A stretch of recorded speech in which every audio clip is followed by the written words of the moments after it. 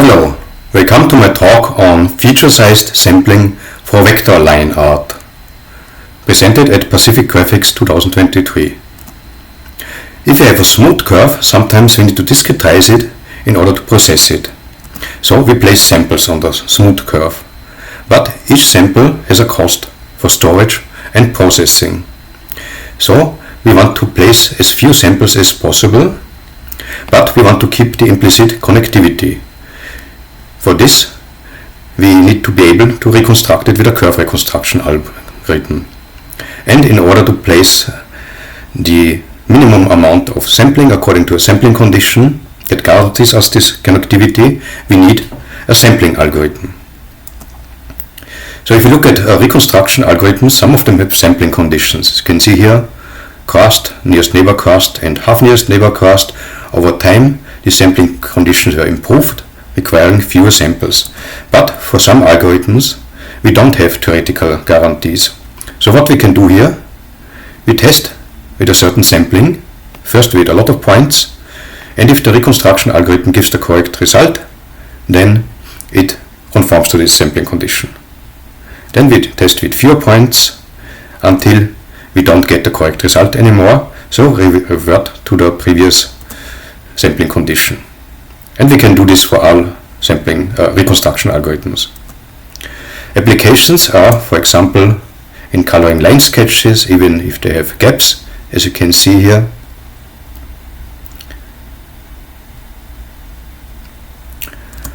Or fast approximative meshing. Here we have a feature-sized curve that we mesh. Then we do a simulation on the uniform mesh with a simple Laplacian simulation with the boundary condition marked in dark blue. As you can see, it doesn't look very well here. But if you use the same number of triangles, resulting in the same runtime, for feature-sized mesh simulation, we get a much better result. What about related work? If you sample a curve and we use absolute measures like quadratic error metric that gives us distance to the original curve, that might miss small features as you can see on the top. If you use local measures, for example curvature, this correctly reconstructs the small feature on the top but introduces a large global error.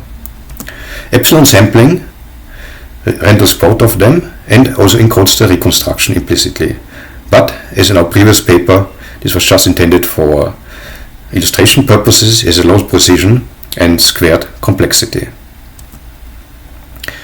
For the medial axis computation, if we move maximum balls inside the curve such that it touches at least 2 points, the centers form the medial axis M. You can see here in gray.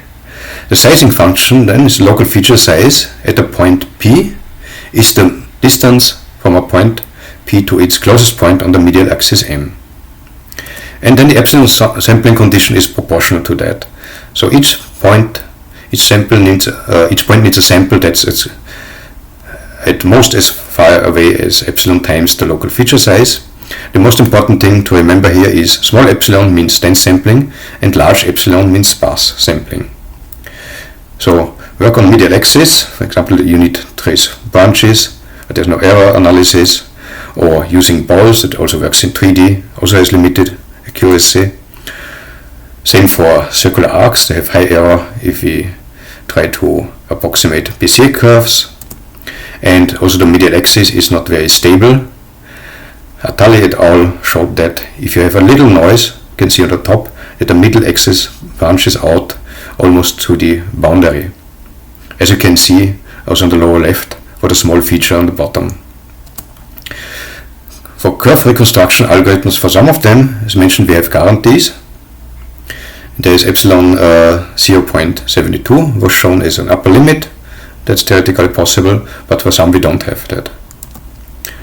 So what we do in our method, first we approximate the medial axis by stepping along the curve with foot points Fi, using the maximum disks that touch the curve, and using the centers Mi to form polylines.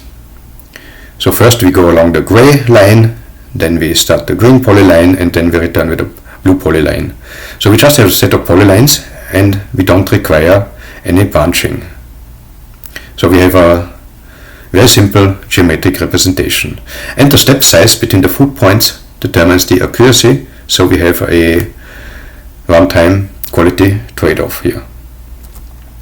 Then we need to estimate the local feature size based on this approximation m prime. So for point P, we locate its nearest neighbor in this polyline, which is m1 here, and then we look at the two adjacent edges in m prime and compute the closest point m prime. For the sampling, we start with a sample point is 0. We walk along the foot points until we find a point fk that still fulfills the condition that the distance is smaller than epsilon times the local feature size of these foot points. Remember, it's proportional to the local feature size. And then to find the exact point x, we bisect the foot point and the next one such that the condition is still fulfilled. So once we have this point x that fulfills the sampling condition, we just have to use it as a center and intersect this disk D with the curve C. If you look at compare with our previous algorithm that has squared runtime, you can see that the runtime explodes. For our algorithm, it's much less. Also, the medial axis root mean square error, and for the local feature size, the error is much less. And consequently, for the distance between samples, our algorithm has n log n runtime. The local feature size is about the magnitude, more precise. And we can see if we sample with 1000 foot points per Bezier curve segment and then with 10,000, it stabilizes. So we use step size 1000 in our experiments. Now we reconstruct 100 curves for each epsilon between 1/2 and 1 in steps of 100 in order to brute force search the space.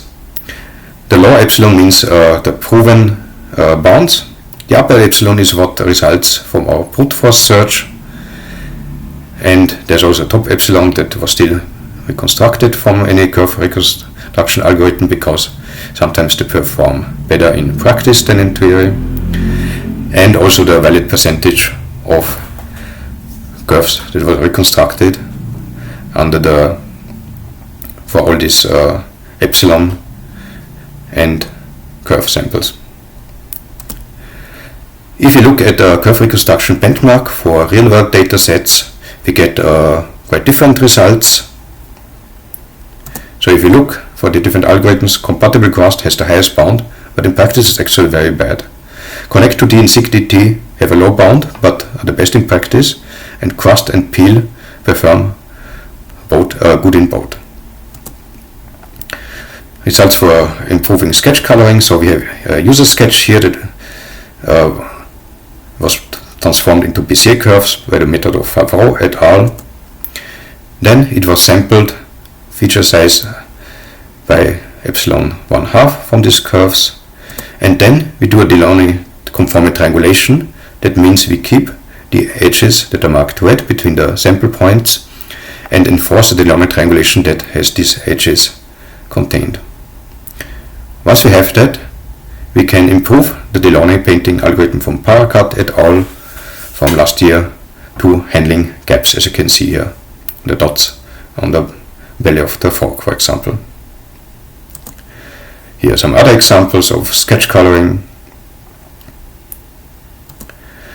And the other application is approximative meshing. So again, we have user sketch. You can see the individual Bezier curves in different colors. They're sampled with epsilon 1 here, so a bit coarser. Then we create a feature-aware mesh, so where the features are smaller, for example at the teeth or at the back of this crocodile, you have smaller triangles and more of them.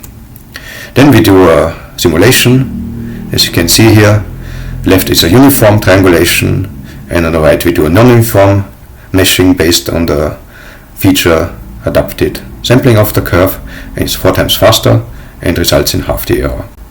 If we do this for several resolutions, you can see that the blue curve and the red curve, that's the triangle, and the runtime for the simulation decreases drastically when increasing the resolution of the mesh, and the error goes down also even faster.